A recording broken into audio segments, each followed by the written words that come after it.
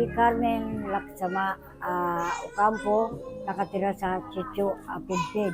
Ang edad ko, 1925. Ang sumabog pong pinatubo, tumakbo po ako sa Arayat.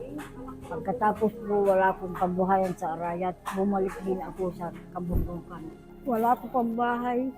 Ninadimulis kami, wala kami pong gamit. Minsan, maghanap buhay ako, 200 lang. Avocado po, gaibana, papaya, gabi. Marami naman po ang bunga. Magkano po ang kinikita nyo kada linggo? Isang linggo po makakita ko, 500 lang po. 500 lang. Siyempre po umuulan. Hindi ka po makapagbinta. Kayo rin po ang nagdadala sa bayan? Opo. Kayo lang po mag-isa? Ako po mag-isa, inaano ko ng mga sako.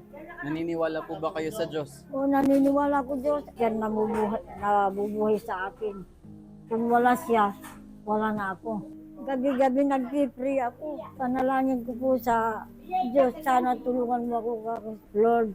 Kung meron dumating sa akin ng mga tao, katukin mo sila. Sana po, tulungan niyo po ako. Sana hindi abot po sana ako ng Pasko. May bahay na ako.